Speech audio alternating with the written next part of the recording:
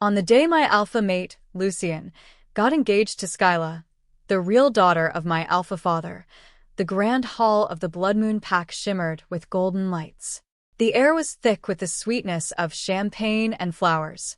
And I, the fake daughter of the pack, sat in the shadows outside the hall, my hands gripping the steering wheel so tightly that my knuckles turned white. At that moment, I really wanted to crash the car through those doors. Even if it meant dying with them, it would have been better than watching my world collapse before my eyes.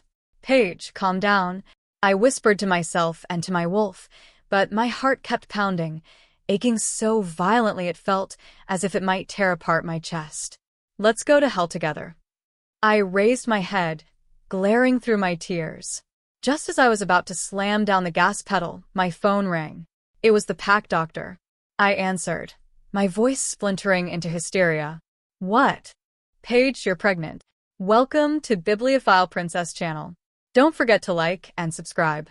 Story begins. The words struck me like lightning. I froze, the engine's roar fading into silence. The entire car fell still. Half an hour later, applause and laughter echoed from the hall.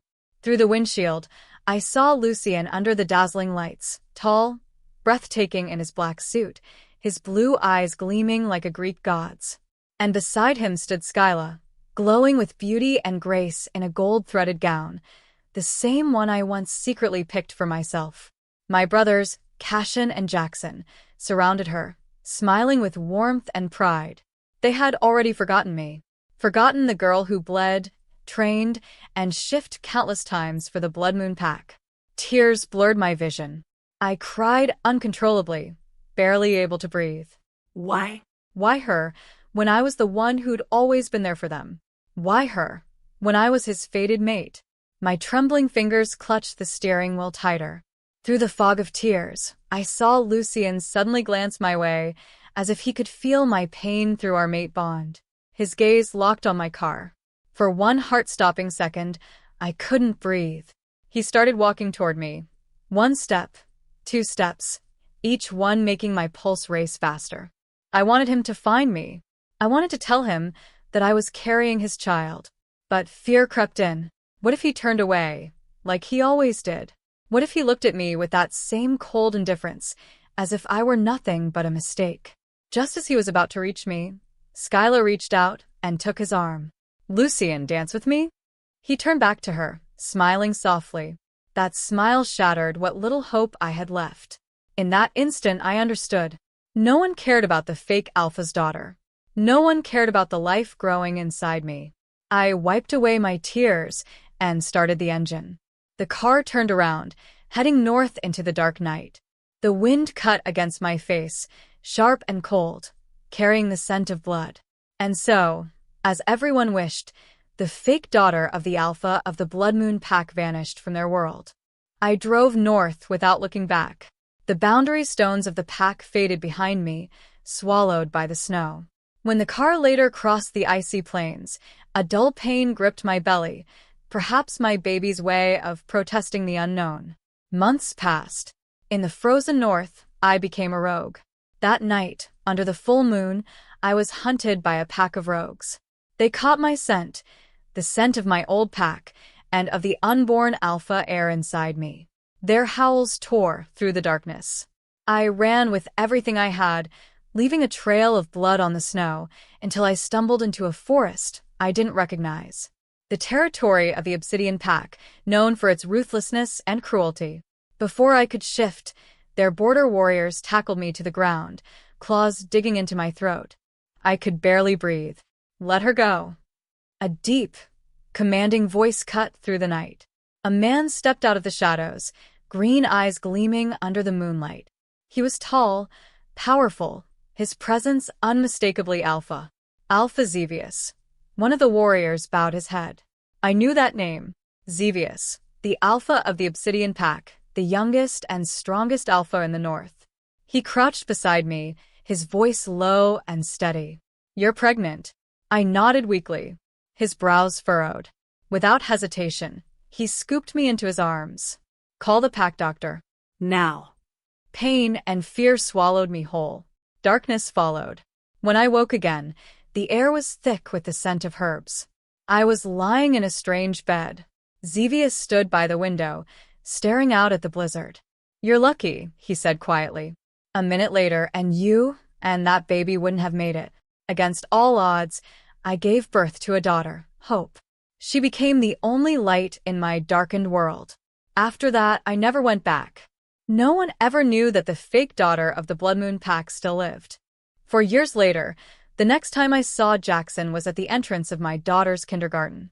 I had just picked up Hope, and as we were about to leave, another mom leaned closer to me. "Paige, look across the street. Doesn't that guy look like that singer? What's his name again?" I followed the direction of her finger and froze. It was him. "Jackson," she exclaimed, smacking her forehead. "Right. Alpha Jackson." I looked away calmly. "Never heard of him." She blinked in surprise. "Seriously? You don't listen to music? He's the Jackson, the biggest singer-songwriter these past few years, and he won a ton of awards. And he's the heir of the Bloodmoon Pack, too." Then she squinted at me, studying my face. "Though now that I look closer, he kind of looks like you. Same dark hair, same gray-green eyes." I smiled faintly and shook my head, taking Hope's hand. "Come on, sweetie." "Paige." A voice cut through the air behind me. I ignored it and kept walking. "Paige Rivera." Hope looked up at me, curious. "Mom, is that man calling you? Why did he say your name like that?" I smiled again, shaking my head. He must have mistaken me for someone else.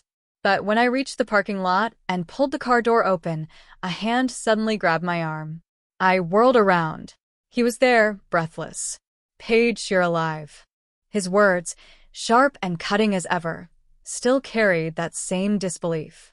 Maybe he'd run too fast, because his eyes were rimmed faintly red. I dropped Hope off next door with our neighbor. When I came back down, Jackson was waiting by the driveway, hands shoved in his pockets. "You live here? In this dump? Where's your real place? I'll give you a ride." I shook my head. "That won't be necessary." For years ago, he was the one who said his only sister was Skyla. He was the one who told me that calling each other siblings made him sick. When I was exiled from the Bloodmoon Pack by Cashin and rejected by Lucien, I had nowhere to go. A blizzard raged, and I stood outside Jackson's house all night, until the cold leached the feeling from my body. But in the morning, he looked me in the eye and said his greatest wish was that I had never been born. If you hadn't been born, Skyla wouldn't have been switched at birth. She wouldn't have suffered for you. Sister? What a pathetic joke. The pack disowned you. You're nothing to us now. You really think I'd ever acknowledge someone like you as family? That was when I finally understood, no matter how much I'd cared for him, he would always hate me because of Skyla. Now, standing in front of me, he still wore that same look of judgment. "That kid of yours," he asked coldly, "she's Lucien's, isn't she? Is that why you ran away? To give birth to his child?" I was silent for a moment. "She's mine. Just mine." He sneered. "Come on, Paige. The kid looks exactly like him. You think I'm blind? You really believe having his child in secret would make him love you again? That's pathetic, naive." "I told you." I cut him off, my voice firm. "She's my child, no one else's. I never planned to return to the pack, and I never planned to use my daughter to compete with your sister for Lucien's affection. You can relax. You don't need to act like I'm a threat. Just like you said years ago, we're nothing but strangers who happen to share some blood. I have no interest in your life anymore, and I'd appreciate it if you stayed out of mine." He froze, speechless.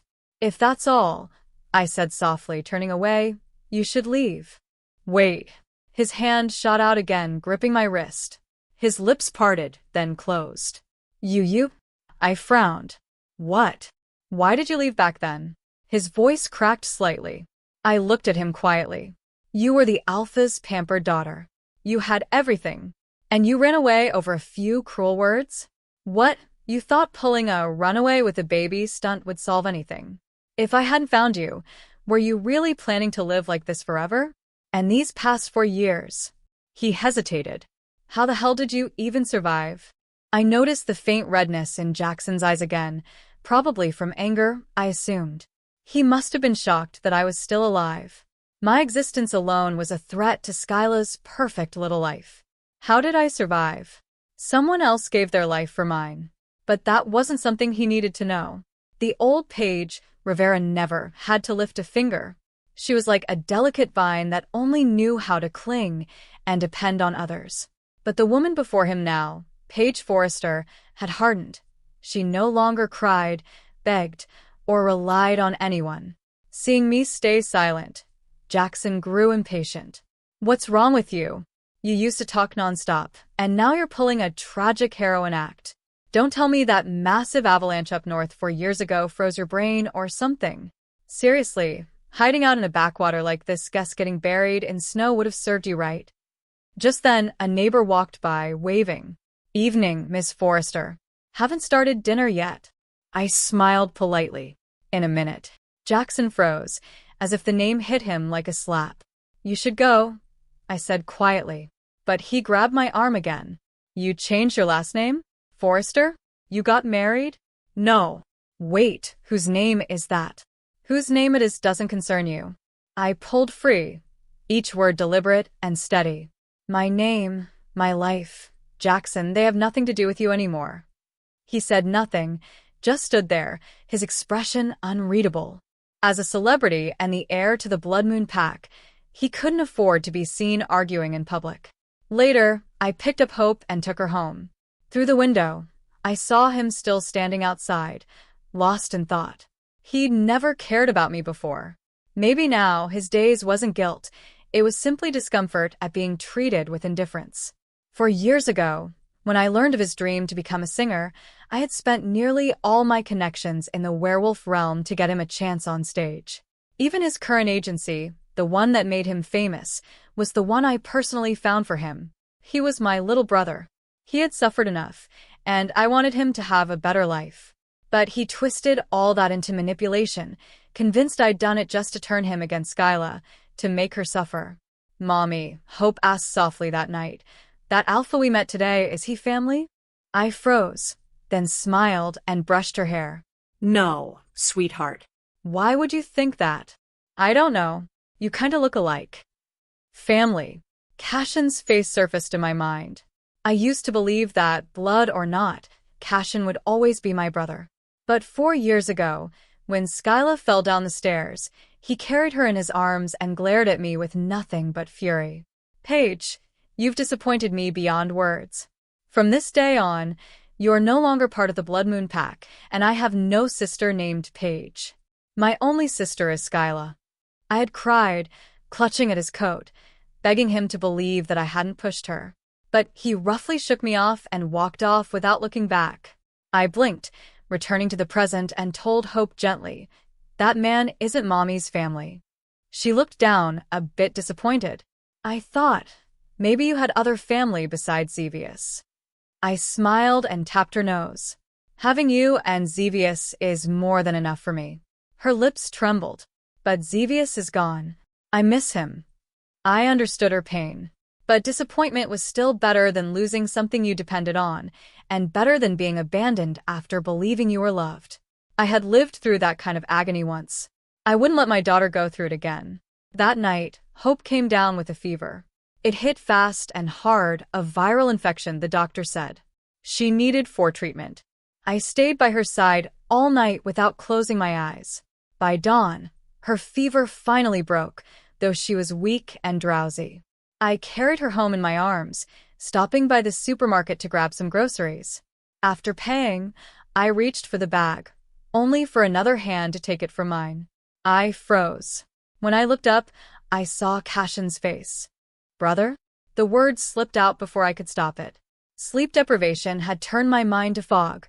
Only after hearing my own voice did I realize he'd forbidden me to call him that long ago. I couldn't afford to offend the Bloodmoon Pack again.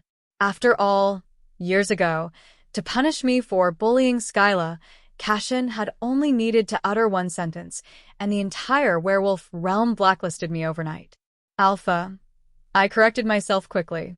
I was still wondering why he'd suddenly shown up here in the Northern Territory, too distracted to notice the faint flicker of pain on his face. I'll help you with that, he said softly. No, I've got it. I reached for the grocery bag in his hand, but my balance wavered. Hope, asleep on my back, whimpered faintly. Don't push yourself, Paige Bear. He caught my arm before I could try again. Let me give you and your daughter a ride home. Paige Bear. It had been years since Cashin had called me that. Our alpha parents were often away visiting other packs, and Cashin had practically raised me himself. When he'd still considered me his sister, he truly did love me.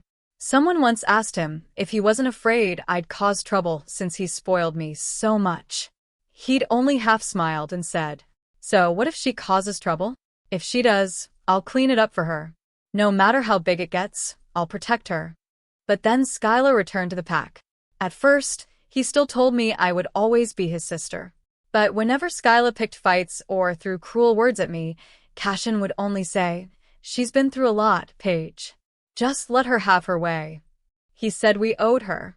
And because I didn't want to make things harder for him, because he'd been my brother for over 20 years, I kept giving in. Over and over. Until the day he believed her lies without question. That was when I finally realized he had stopped seeing me as his sister long before I stopped seeing him as my brother. When he withdrew his protection and left me to fall, when the entire pack turned its back on me, I learned just how foolish I had been to rely on him. The car ride was silent. It had been years since I'd sat in a luxury car like this.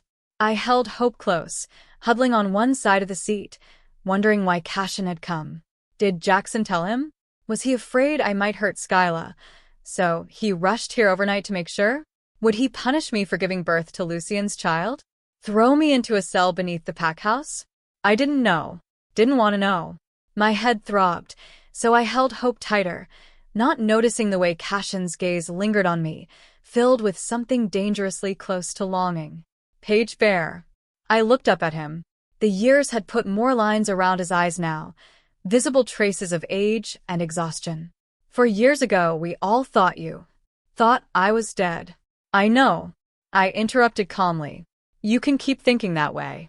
I've never wanted to compete with Skyla. Everything that's hers was always meant to be hers.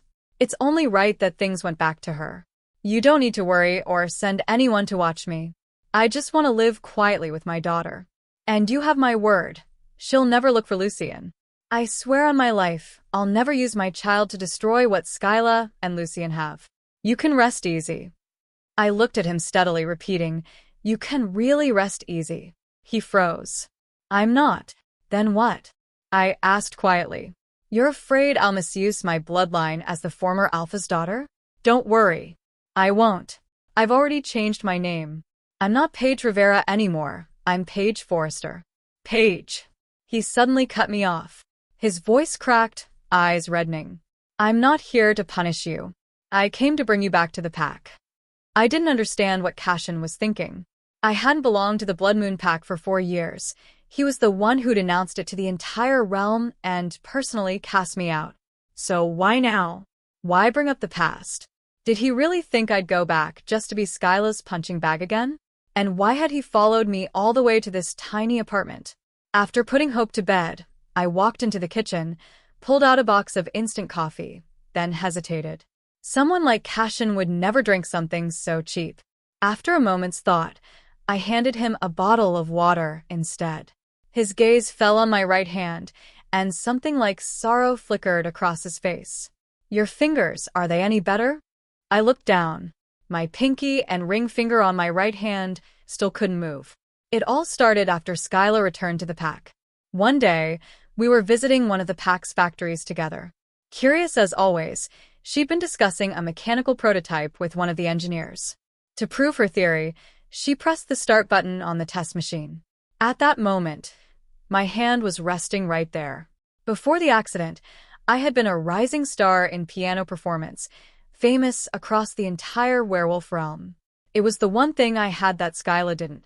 I wasn't as talented or as beautiful as she was, but the piano, that was mine. When Skyla had first come home, she would watch me play and sigh wistfully. "I've always loved music," she'd say. If I hadn't been switched at birth, maybe I'd know how to play, too. But after the accident, I could never play again.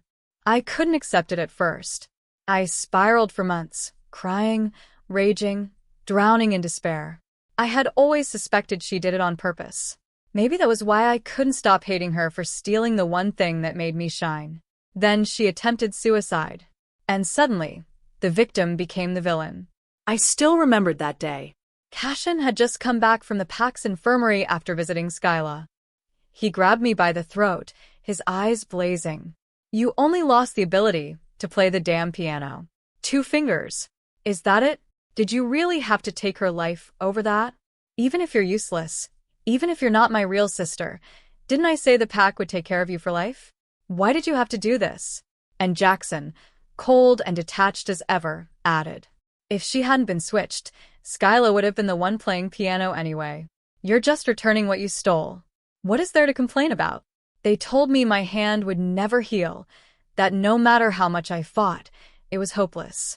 But later, at Skyla's celebration banquet, where she received the patent for the same mechanical design that had crushed my fingers, I overheard Cashin talking to the Pack doctor. I told you, the Pack doctor said. If Paige had gone abroad for treatment right away, her hand would have recovered at least 90%. But you never took her. Cashin's reply was flat. It's better this way. Skyla's always wanted to play piano.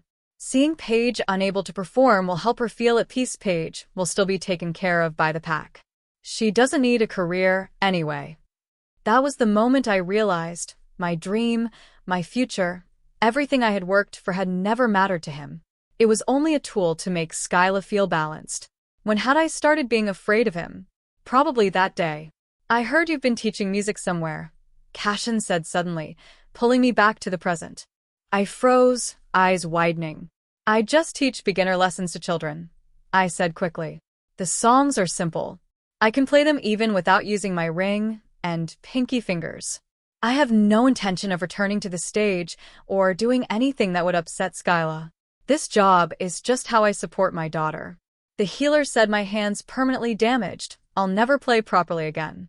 What? Even like this, I'm not allowed to teach. He looked stunned. Paige, I didn't mean, but I wasn't listening anymore. The same terror that had once destroyed my life surged back. I couldn't lose this job, not because Skyla might be uncomfortable.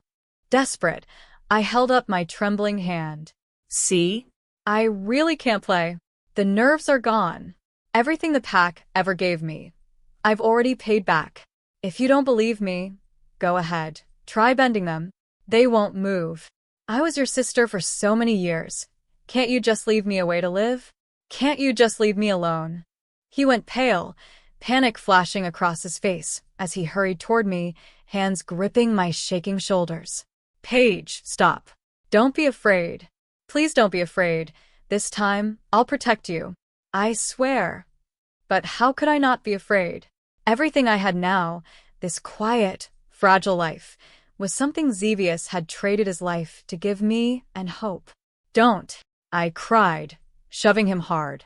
But the more I struggled against him, the tighter he held me. After a sleepless night, my body was already weak. As we struggled, the world spun and darkness closed in. Just before I passed out, I heard a voice I hadn't heard in a long time. Mine. I dreamed of Xevious. He looked exactly as I remembered. Standing by the lake at dawn, frost glittering on the surface, his breath a white mist in the cold air as he stretched. When he noticed me, he tilted his head and grinned. Well, if it isn't our beloved Paige. Spacing out again. The scar across his cheek made him look a little fierce, but his eyes were full of warmth. I tugged at the hem of my dress.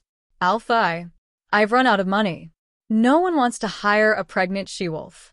Could I maybe postpone rent for a few months? He burst out laughing. Is that all?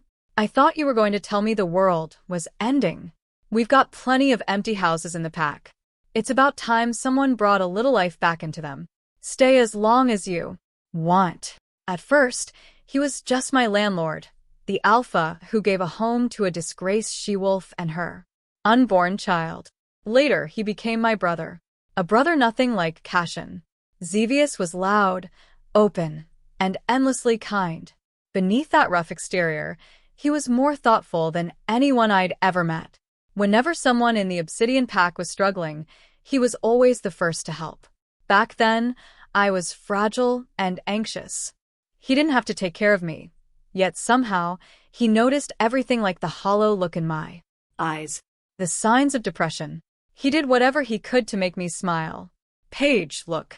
Your paper boats made it halfway across the lake. Paige, have you eaten? I made too many sandwiches again. Help me out here. At first, I thought he was an idiot, too nosy, too kind. But slowly, I came to love his meddling. Unlike Cashin, who only knew how to throw money at problems, Xevious corrected my bad habits with quiet patience.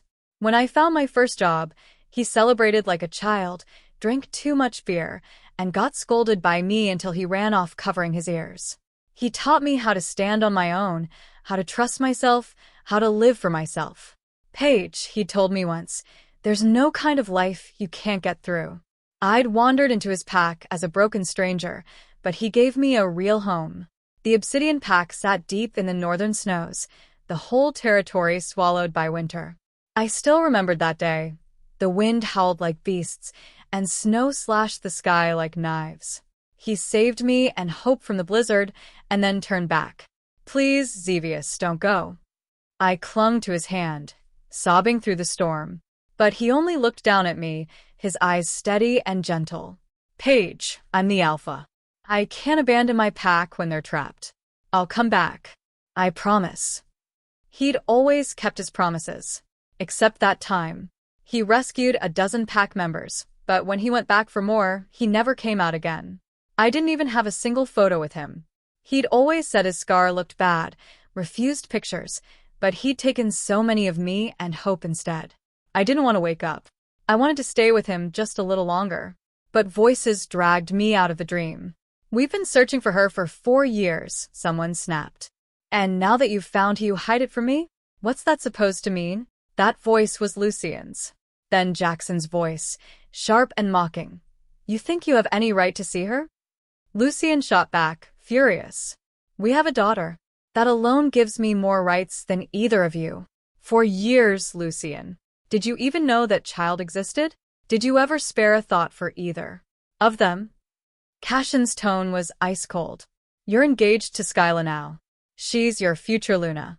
My sister is not a prize for you to choose. Lucien's voice rose, filled with rage. Cashin, do you really think you can control everything? If you hadn't insisted on punishing Paige and turned the entire pack against her, she never would have had to leave. And why do you think I'm engaged to Skyla?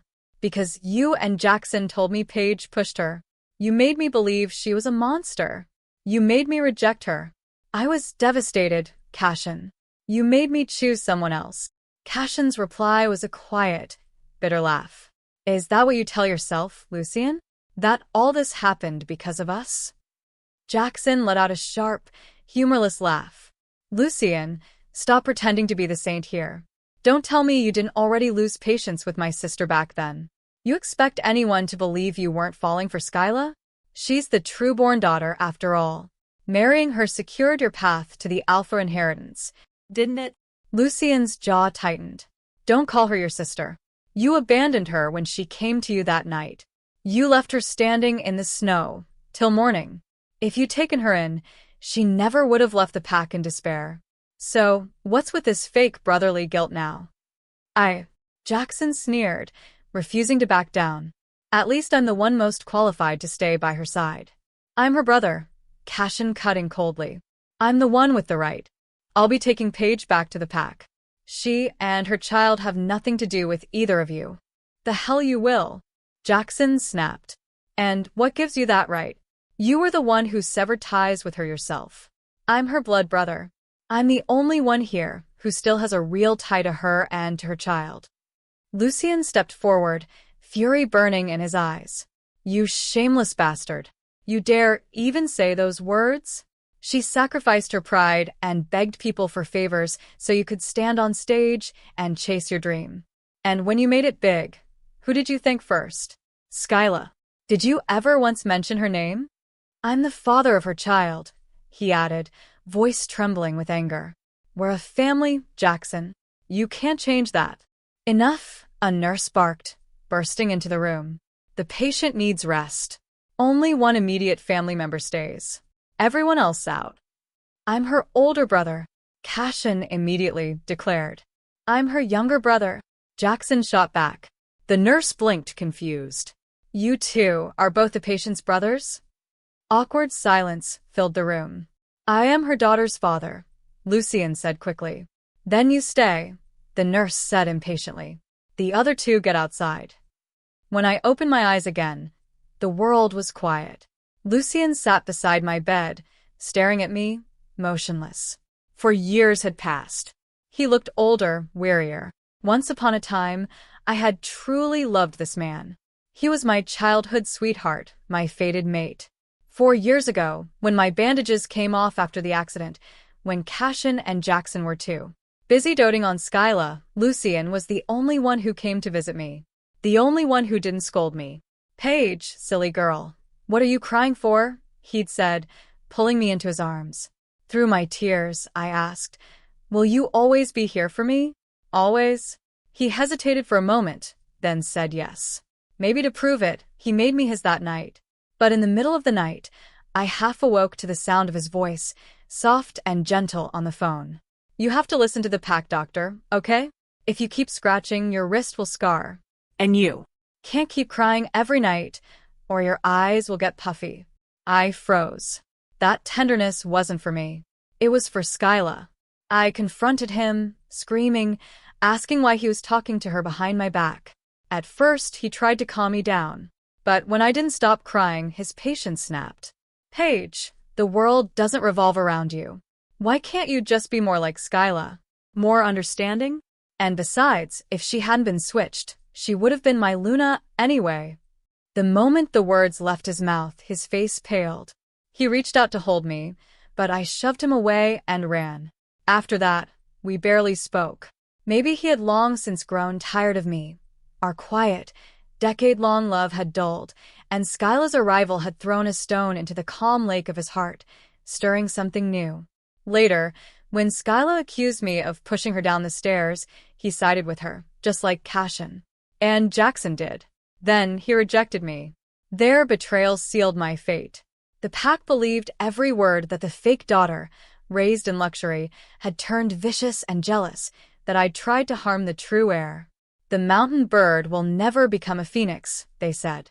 Raise it in the nest all you want, it'll still be a wild thing from the woods. I became the outcast, the villain whispered about in every corner. No one answered my calls, not even Lucien, until I found him, trembling, broken, demanding to know why. He hesitated, then said quietly, Paige, you were jealous of Skyla, weren't you? He told me to apologize. In my fury, I grabbed an ashtray and hurled it at him. After that, the engagement that was meant to be ours became theirs. Lucien and Skyla. And I, driven by grief and hate, became someone I no longer recognized. I didn't understand why Lucien's love had turned to ice. Why Cashin stopped believing in me. Why Jackson never once stood on my side. I was drowning in emotions that devoured me whole, spiraling into madness.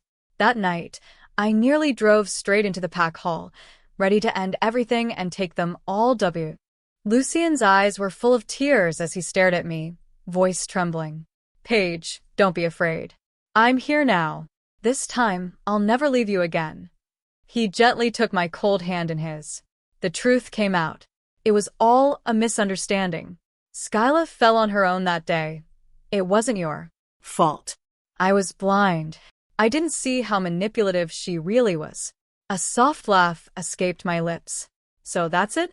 You tried things with Skyla, realized she wasn't what you wanted, and now you've come slithering back to your first mate? He froze. No, it's not like that. I never sealed the mate bond with her. After you left, I realized I'd always loved you. I won't leave you again. I'll protect you this time. Let's go back to Elmbriar, hold a marking ceremony, and give Hope a real family. I shot upright. My daughter, where is she? He reached to steady me. Don't worry, Paige. Hope's in the next room. I looked into his eyes. Once, those eyes had been everything to me, gentle, devoted, intoxicating. Lucien, I said quietly, Hope is my daughter. He hesitated, then spoke again, voice low. Paige, I know you still resent me. Back then, I was confused. I pitied Skyla, but you were my real love. I don't love you. My voice was calm, cold. He stared at me like he didn't understand. You don't love me? Then why live like this? Why suffer? And still give birth to my child?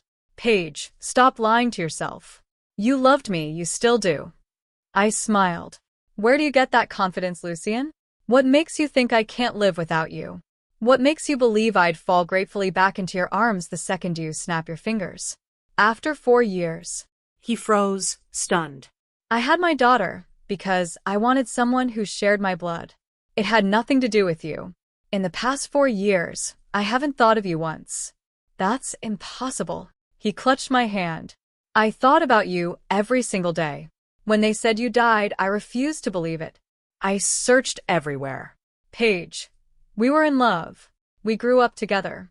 All those years, those memories. Those memories, I said flatly, make me sick now. Color drained from his face. His eyes welled up with more tears with disbelief. You don't mean that.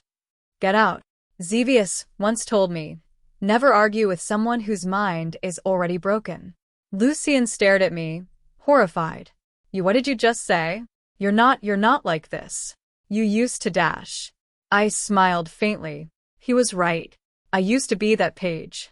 The one who loved him, obeyed him, depended on him. But that Paige is gone.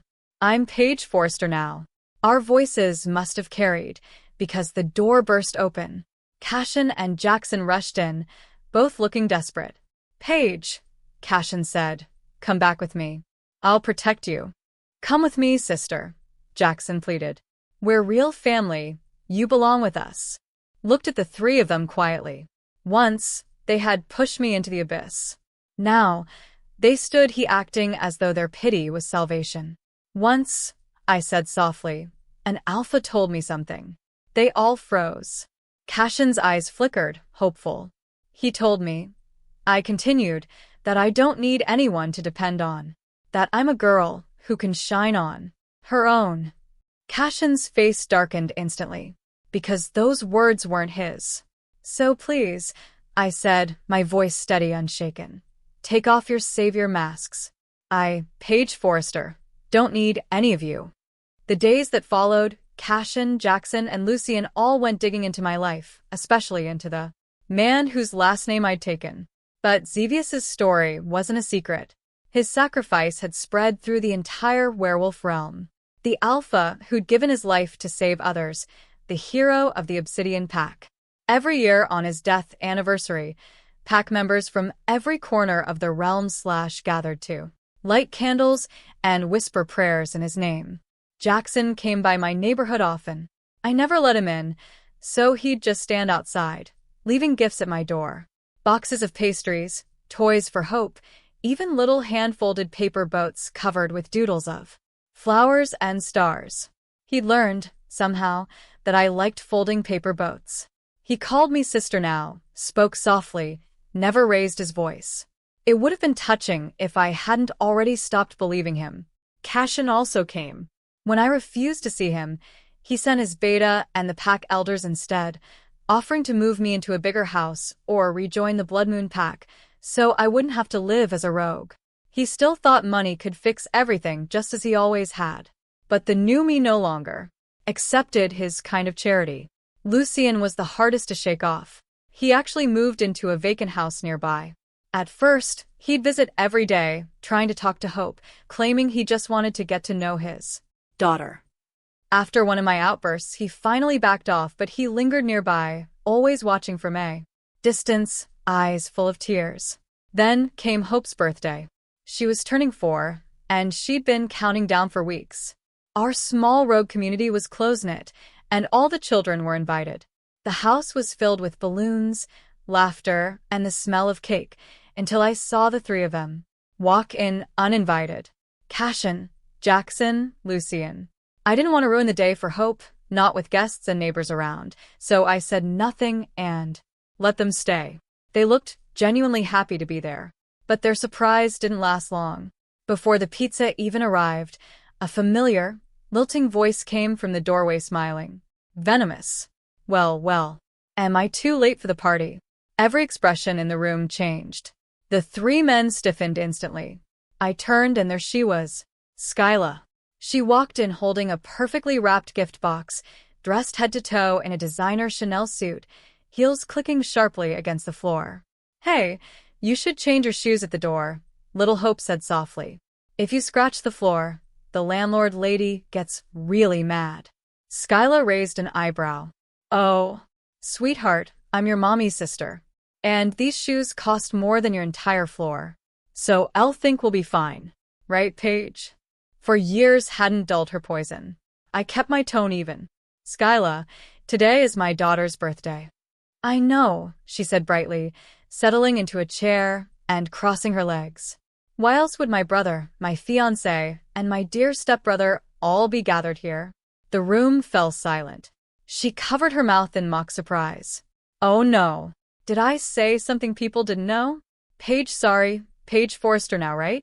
Her child's father is my fiancé, the alpha of the Bloodmoon Pack. Some people are just too good at playing games. She stole my identity for over 20 years, and when the truth came out, she still couldn't let go. Seduced my fiancé, got pregnant, and now she's here trying to lure my brothers too. Pathetic, isn't it? Skyla, have you lost your mind? Lucien shot up, his voice low and furious. Who invited you here? Get out. What? Afraid I'll expose your dirty little secrets? She laughed shrilly. You can't silence me. If this were still the old ways, your little brat would have to call me mother. I'm the rightful Luna. You're just the mistress. So, why shouldn't I come to the child's birthday? I'm the one who deserves the blessings. Skyla, stop. Cashin's tone turned harsh. He grabbed her arm. Enough. You're coming home. She yanked free. No. You still call yourself my brother? She's not even your real sister. How can you defend her after everything I've been through? What the hell is wrong with you? Jackson stepped in too. It's Hope's birthday. Can't you stop for one damn day? Are you all insane? Skyla screamed, her voice cracking with rage. I'm your real sister, Cashin. I'm Lucien's fiancé, his future Luna. And I'm the one who stood by you, Jackson, for 20 years. How can you three betray me like this? Hope flinched, terrified, eyes wide with confusion.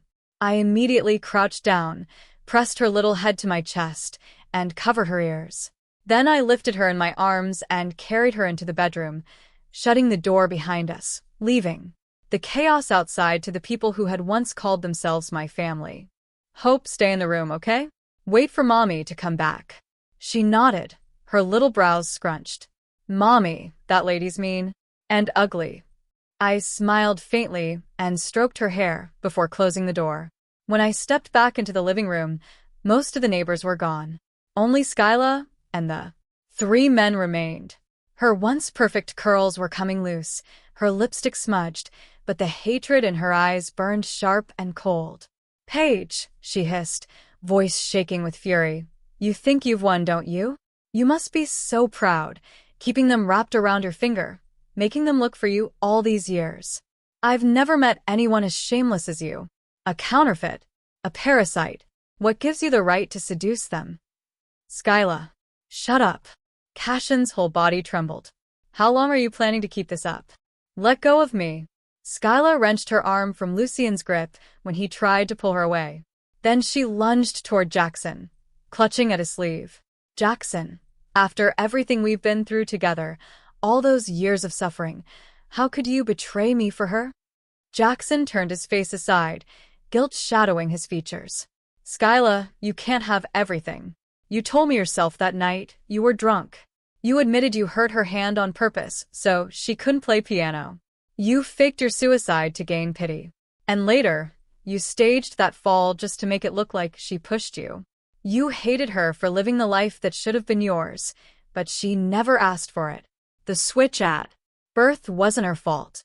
Her eyes widened, disbelief flashing like lightning. So it's my fault then, she shouted. Am I not allowed to take back what's mine? Everything she had belonged to me first. I just took it back. How is that wrong? She pointed a trembling finger at me. You all think she's so innocent?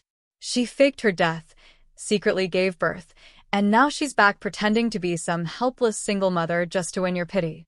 She's scheming to replace me again, and you're too blind to see it. Enough. Have you completely lost it? Cashin's voice cracked, his anger finally breaking through. If I'd known that all my years of trying to make it up to you would turn you into this, I would've. His voice faltered. I would've never switched you back. Skyla froze. What did you just say?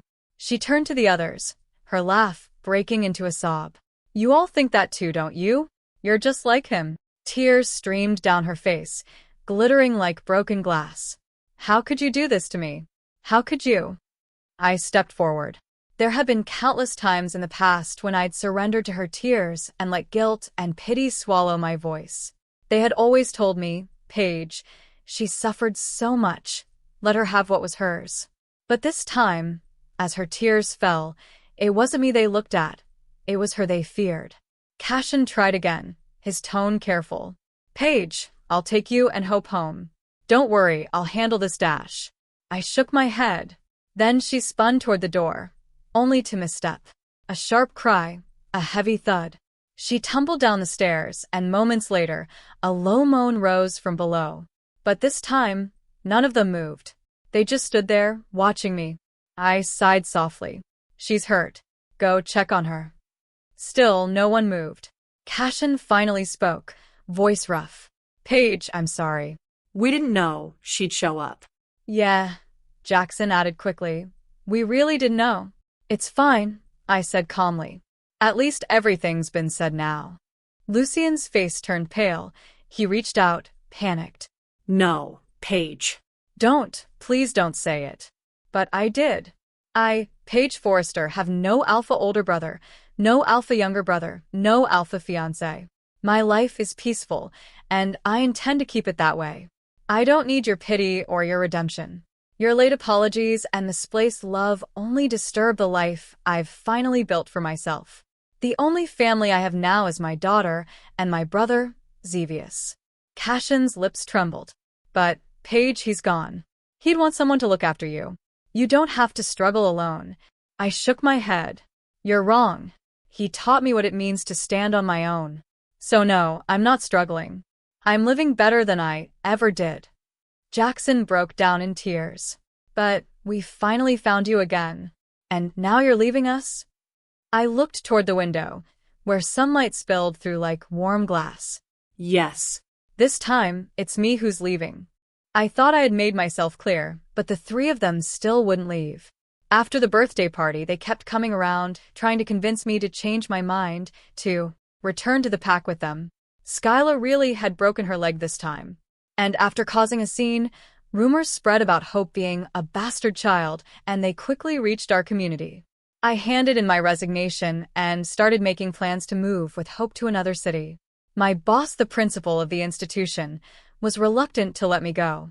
Miss Forrester, you're young, but your feedback from parents is exceptional. Are you sure about this decision? I shook my head. I'm grateful for the chance you gave me back when my hand was still damaged. But for Hope's sake, I need a fresh start in a different environment. She thought for a moment before asking, what about Dawnmere? It's by the sea, the climate's mild, and it's friendly to single mothers, lone wolves, and children. You might love it there. I'm planning to open a branch office there. Would you be interested in becoming the head of the department? I truly can't let someone like you slip away. I agreed. The day before we left, Cashin came to see me. Paige, you don't have to run away to another city just to escape us. You don't have to leave your familiar pack territory. I smiled, looking him in the eye. Then will you promise not to show up in front of me anymore? He stayed silent for a long moment before speaking in a low, pained voice. If I still wanted to do something for you, would you accept that? I chuckled softly, taking Hope's hand in mine. Thank you, Alpha, but there's no need. Hope looked up. Mom, do we still have to do something? We're going to visit Uncle now. Cashin's face froze. Yes, we were going to visit Xevious's grave. I brought several brands of beer and sat at the grave for a long time. I told him I was moving to Dawnmere, that things were getting better. My work had been recognized, and Hope was growing up well. He would be proud of me. Now, I imagined he could drink as freely as he wanted, no longer worrying about his health. The next day, I took Hope to the airport. As we passed the giant screen, I saw Jackson being interviewed. "I owe the most to my sister," he said with a smile. "When I was an unknown artist, no company wanted to sign me. But my sister helped me, encouraged me, and that's how I made it to where I am today. However, I didn't treat her well after that. I want to say sorry to her." Hope pointed to the screen. "Mom, is that the alpha who looks like you?" I patted her head. "Let's board the plane, sweetheart." When we arrived in Dawnmere, my life fell into a new rhythm. I worked hard, lived hard, and 6 months later, I was promoted to branch head. Because my students adored me, they posted clips of my lessons online, and soon old performance videos of me began to circulate. People began asking why I hadn't continued playing piano. Someone even leaked the story about Skyla sabotaging my hand, making it impossible for me to play. In no time, Skyla's name was tarnished, becoming synonymous with villainy. She was ostracized from the Elmbriar social scene, and the Bloodmoon Pack lost its good name in the process. Jackson's apology video resurfaced, and people learned I was the sister he had spoken of. Suddenly, the public was in an uproar, and Jackson announced a hiatus from the music industry due to poor health. A year later, I stood on the international stage, with my students by my side, becoming a renowned music mentor. Though I could no longer play complex pieces, nothing could stop me from shining in my own way. Lucien still came by frequently, leaving gifts for Hope at the door and watching from a distance as spent time with my daughter. I had grown used to it, too tired to ask him to leave anymore. Then, one day, Cashin showed up again. He looked much older than before. He handed me a key. "I know you've been saving up to fix Xevious' house," he said. "I've rebuilt it. Don't refuse. Just take it as my apology to you. If you like it, you can visit whenever you want." He hesitated. "Also, the engagement between the Full Moon Pack and Bloodmoon Pack is officially off. Lucien didn't get the alpha inheritance. You know his brother never liked him, so things are going to be hard for him. I sent Skyla away. She needs long-term psychological treatment. I've restored your room to how it was. If you ever want to come back to the pack, come back home. You're always welcome." I shook my head. "Thank you for restoring Xevious' house. But I'm not coming back to the pack."